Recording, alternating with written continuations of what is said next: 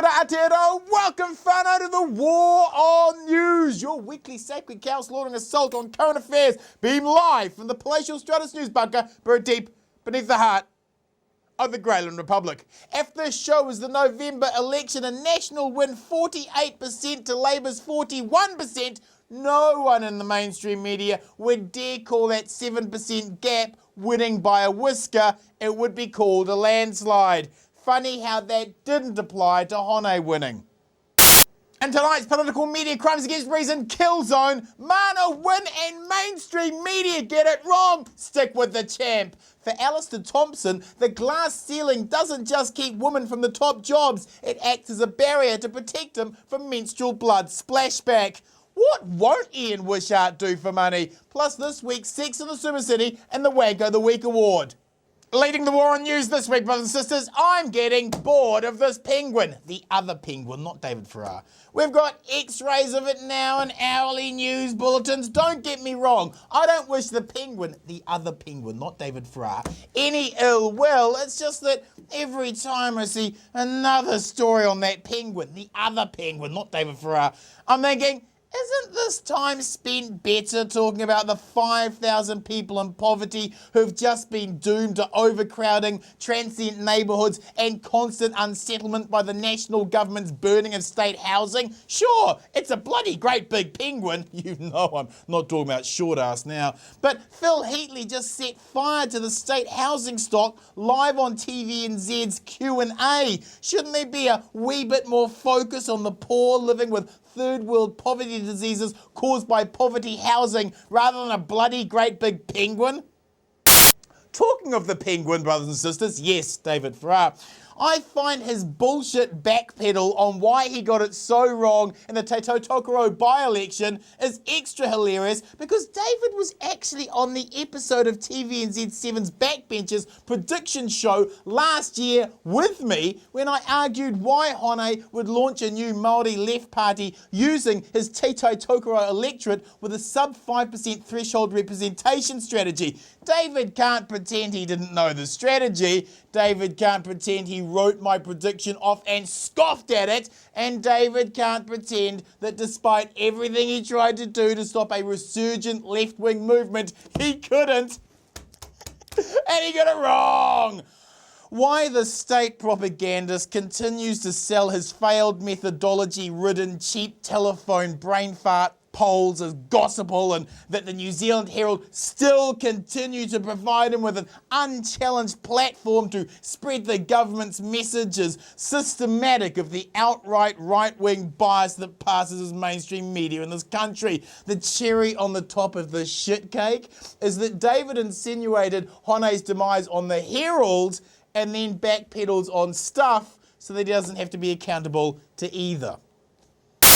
Brothers and sisters, the anti-MMP lobby have launched and dear Uncle Bob Harvey is leading the charge to return to a system of voting that cements the powerful back into place by relegating the proportional element of the vote as a winner's bonus rather than a genuine representation of the people's will. That's ugly because it's a pretense at representation rather than real representation. Uncle Bob is a well-loved liberal lefty and him fronting the charge backwards to the dinosaur age where Parliament was made up mostly of white, straight, rich, old men is a boon for the forces of evil. It's like when Anakin becomes Darth Vader, but with much less marijuana and wine involved. And here is the problem, brothers and sisters. I believe that our beloved Bob Harvey may not be getting his regular supply of everyone's favourite Class C drug, marijuana. What else could explain his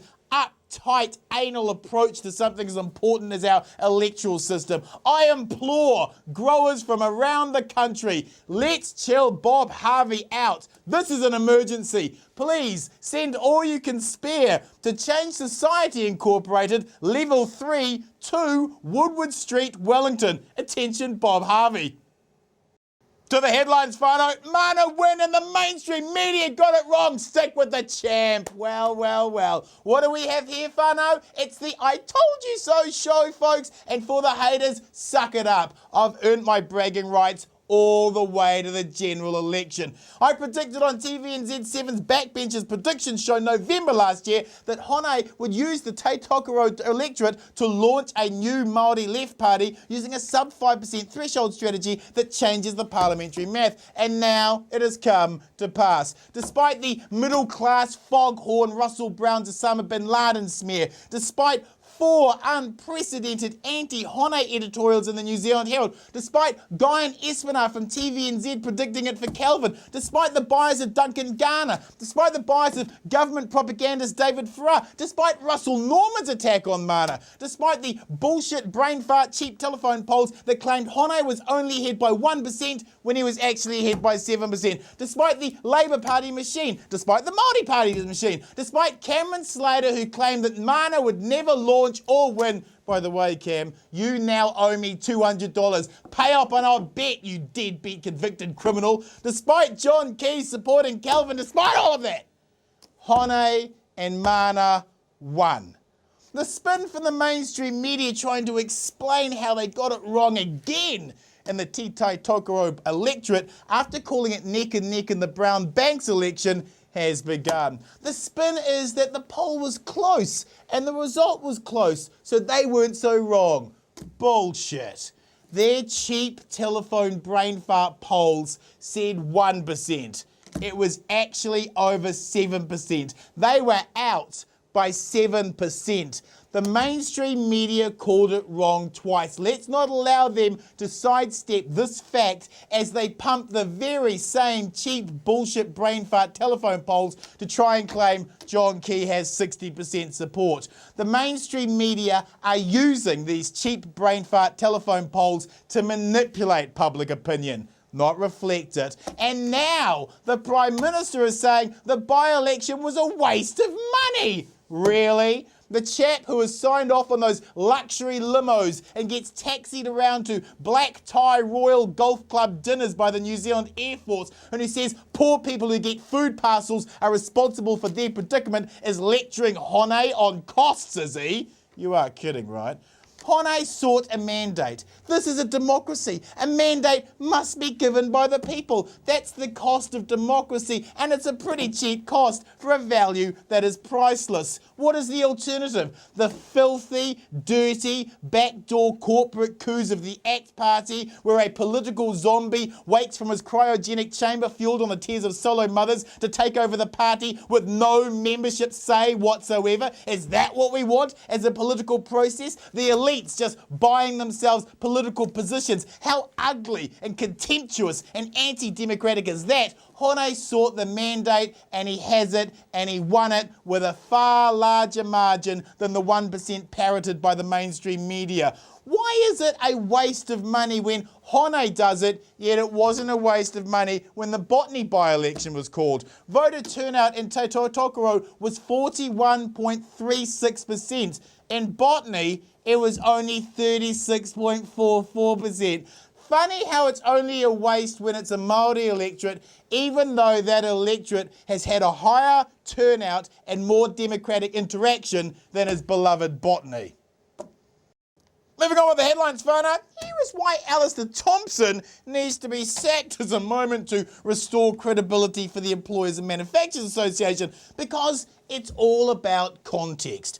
If Alistair had been on Tony Veach's sports show joking around like a chauvinist bloke asshole, Alistair could be tolerated. But he wasn't.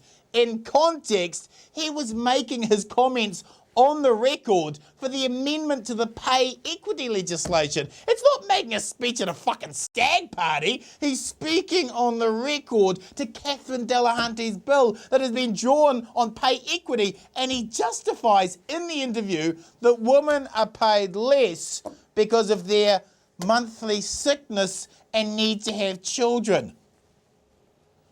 That, whānau, is the sound of a dinosaur. Sexist assholosaurus. How much more in context do we need here? This is on the record. And Alistair then follows that extraordinary statement up by bullying a female journalist who had the audacity to challenge his sexist, misogynist dribble. No wonder woman gets so less if the guy advising the boss thinks this bullshit? For the love of God, the only way Alistair could trump his current status as Grand Cyclops of chauvinist pigs is if he pulled his penis out of his pants live on TV and said, "Oi love, do me a favour and have a suck on this, eh?"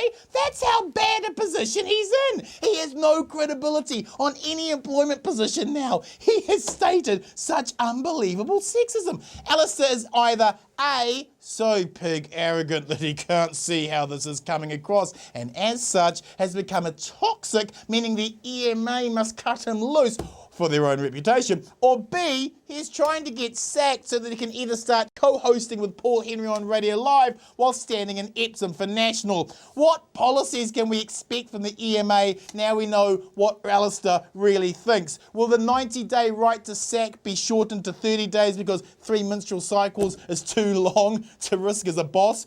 Will union access be limited even more if the delegate is female in case she attracts dangerous packs of roving dogs onto a worksite? And will youth rates stop for women only after they hit menopause?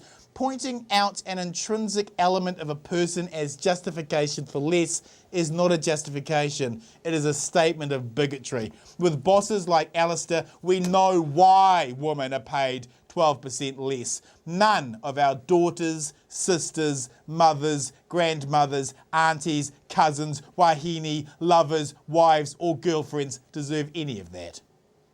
Moving on with the headlines, whānau. What won't Ian Wishart do for money? Normally, Ian is writing investigative books about spaceships piloted by Loch Ness monsters that are really demons disguised by Satan to implement global control via global warming legislation, because global warming is a hoax created by the Freemasons, told what to do by a Greenpeace lesbian transgendered queen who secretly runs the world.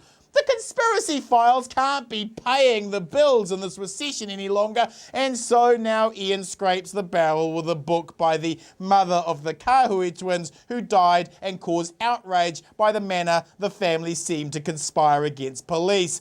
Maxina King is of course allowed to be pimped out by Ian for money, neither are breaking the law. But the complicating factor here is that during the trial for the dead twins, it increasingly became obvious to anyone watching that the police had cocked it up horrifically and charged the wrong parent. Chris Kahui was found innocent by the jury in less than 50 seconds. That's the contempt they showed the joke Crown case.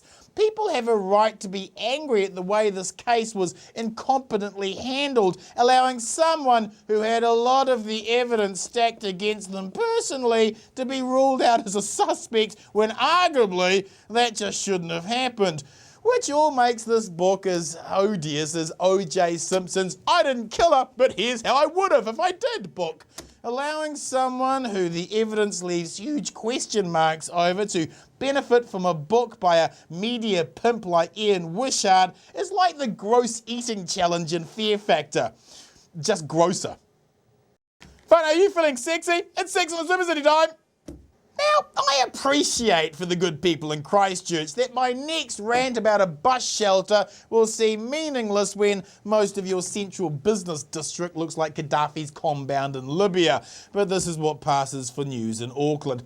I don't wish to be critical of the Rugby World Cup, but in the rush to tart up the city in time for the games, there seems to be some really stupid decisions being made. Decisions like putting a dirty, great big handrail down the middle of Myers Park 98-year-old stairwell, or decisions like wrongfully painting over legitimate street art on Poynton Terrace by anti-graffiti Nazi Rob Shields, who now chairs the committee on how the $10,000 council grant for more art should be spent. Expect the decision to be as creative as cardboard.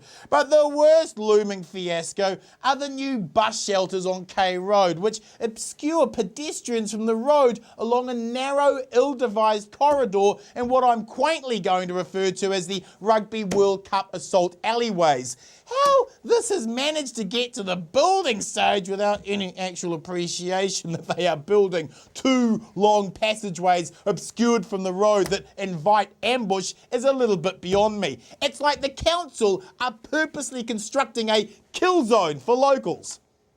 Whānau, let's hand out this week's Wanko of the Week award. This week's Wank of the Week, brothers and sisters, has to go to the ACT Party for appointing far-right blogger Kathy Odgers as a candidate. Brothers and sisters, appointing a hard-right hate merchant and corporate lawyer like Kathy Odgers as a political candidate is as appropriate as Alistair Thompson running the Ministry of Women's Affairs. Kathy is more hateful towards the poor than Michael Laws, Paul Henry and Genghis Khan combined. She has all the bedside manner of a brain-hungry zombie. Am I being harsh? Am I being unfair? Am I giving her anything less than she deserves? No way.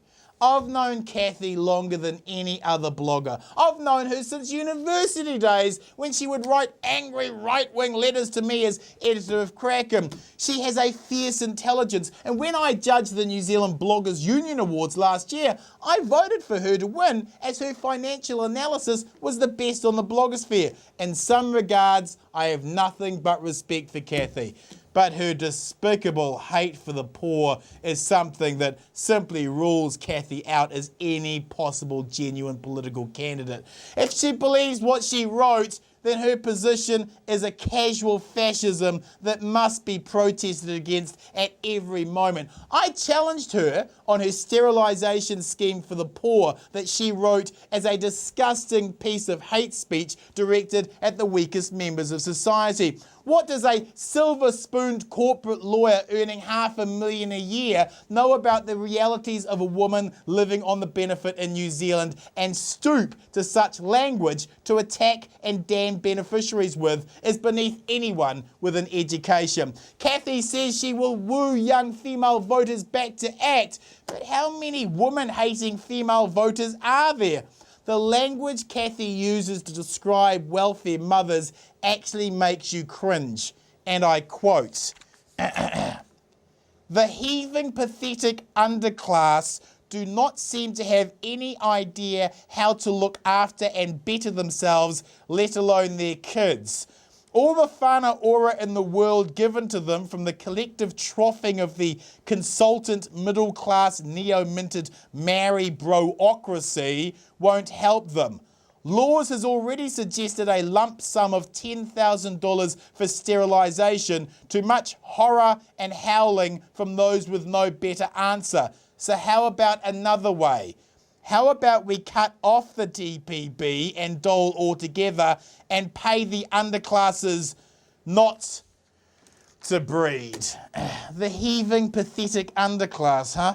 Do we really want someone who writes such hatred of the poor to be in any political position? Kathy takes the anger and fury every one of us righteously feels when a little baby gets abused and murdered and manipulates that into a shit to smear all beneficiaries with. It's disgusting, it's divisive, and it's targeted at those most vulnerable in society. Kathy, your solution to pay every single solo mother money not to breed isn't just the words of a fascist. You've managed to make solo mothering a crime in itself. Nowhere do you limit your thinking to those women who have had a history of previous abuse. At least that would mitigate the offensiveness of your post. You deem all solo mothers as, how do you so charmingly put it, the heaving, pathetic underclass. By seamlessly merging a child abuser with solo mother, Kate has managed to be ignorant and stupid. It's a difficult self-snooker. Perhaps she should rename her candidacy The Sound of One Hand Clapping. The ACT Party have simply managed to appoint a female David Garrett in terms of redneck social views. One more extremist on their party list, and they get banned from overseas financial transactions. That's it for tonight, folks. Don't forget Citizen A plays Friday, 8 p.m, Freeview 21 and Sky 89. Follow me on my Citizen Bomber Twitter and Facebook site. It has all the shows posted up online and allows you to befriend other like-minded citizens for romantic news moments. Good night, New Zealand. You stay classy, Aotearoa. Righto.